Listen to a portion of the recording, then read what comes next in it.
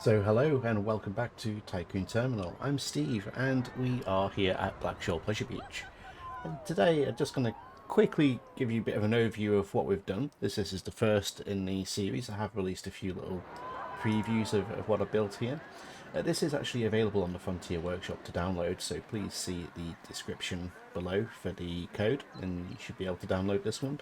There is a lot of pieces, so you might struggle with the console version of the game, as these houses which are built are very intensive on the piece count, and the big one station. As you can see, there's a lot of pieces on this wooden structure here. But yeah, I kind of wanted to base this just on Pleasure Beach South Park for the time being, and have the big one and of course Bling. I've renamed them for this scenario, so it's actually a giant one in Glimmer. I just thought it'd be quite good to have those two as a good starting point for kind of doing my own thing with this park. And if I'll quickly just scan over to, we've got the public road separating the two areas of the park, and we've got quite a big patch up here to work on. So this isn't finished. I plan on getting that done at some point as we continue with the series, but this is a much smaller park, a much more compact park, so I think we're going to fill in a lot of the space relatively quickly. We do have the seafront here, which was kind of just put together. I put these tram tracks in, and I'm not very good at building those, with the lampposts as well, with the intention of, like, you know, the illuminations would be attached to these, so they're just opposite each other as they are in real life at Blackpool. And we've got a little train station here, so people can come by train as well, and a small car park just there. Overall, this is a good starting point for this series, and I think having this really big Arrow hypercoaster is generating us plenty of income, so I'm really chuffed with it. And we do have some custom audio on it, so if we do go near it,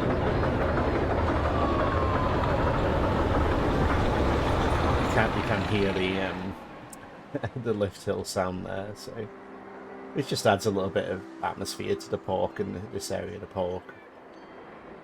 So where am I going to start today? Well, I'm going to build a small roller coaster in this area. It's not going to be steeplechase, it's going to be something a little bit different. As you know, we don't have the steeplechase coaster in Planet Coaster, so I need to improvise with something else. And I thought, you know what, let's do something a bit quirky.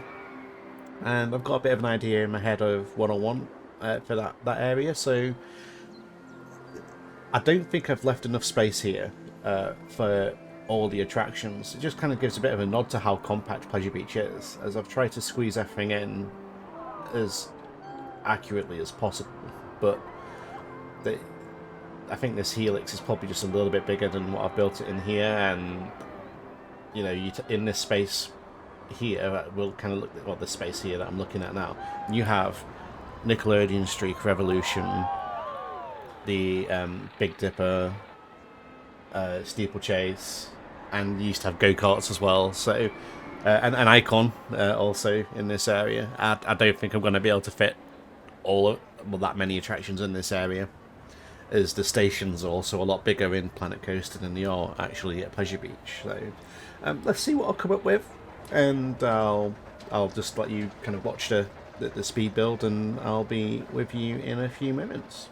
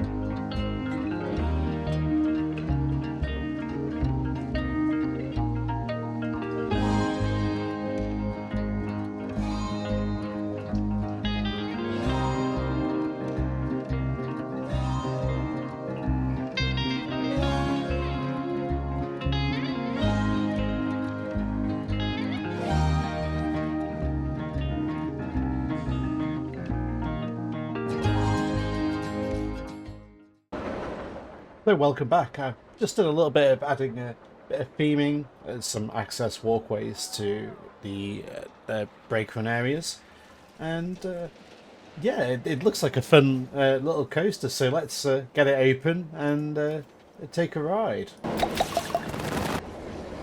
Galapagolo.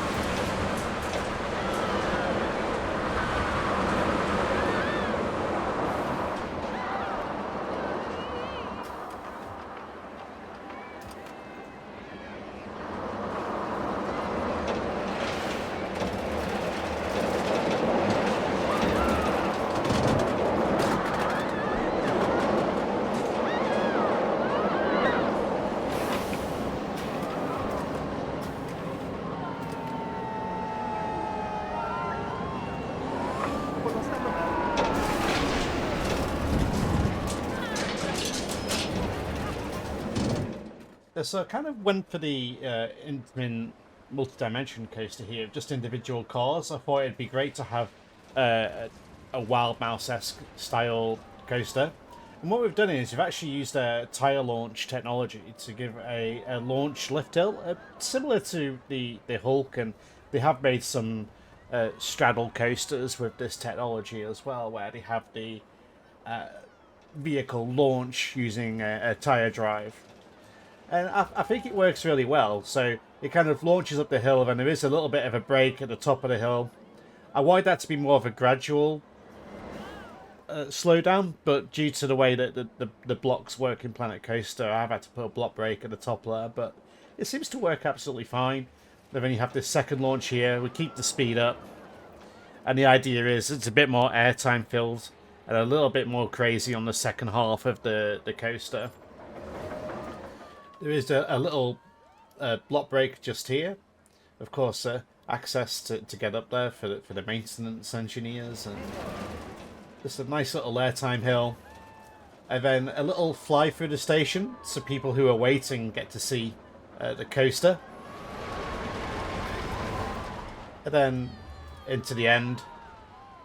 And there is a very small maintenance shed just here for the cars, so they could be taken off and stored in there and not in use. So this one runs 5 cars, which is more than enough.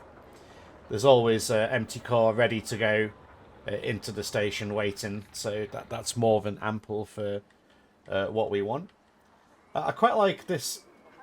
I thought I'd put one of the letters attached to a rotating scenery piece, which is not something I've really played with in Planet Coaster 2.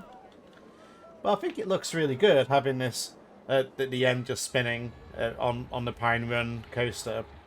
One issue we are going to have is the queue's going to flow out into the pathway because of the way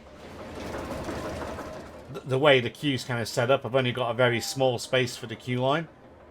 If it becomes a big problem, we may have to think about putting some kind of extended queue just out in the area. Hopefully it won't be too bad. I know there'll be an initial rush of everyone wanting to go on this coaster, so it's probably going to happen initially, but we'll give it a bit of time and see how it goes. I quite like how the interaction with this coaster and the giant one, where it kind of flies around and you can see occasionally when the trains, if it's timed right and the train's coming around this helix and it launches up here, it looks really cool. They actually get quite close to each other as well, which really adds to the thrill and the effect that I was going for with this coaster. So yes, that's the first edition, or the first addition to this park, and I look forward to seeing where we go to next week and see what we build next time. So thank you very much for watching. If you have enjoyed this video, please give a thumbs up. If you haven't subscribed, please subscribe, and I'll see you in the next episode.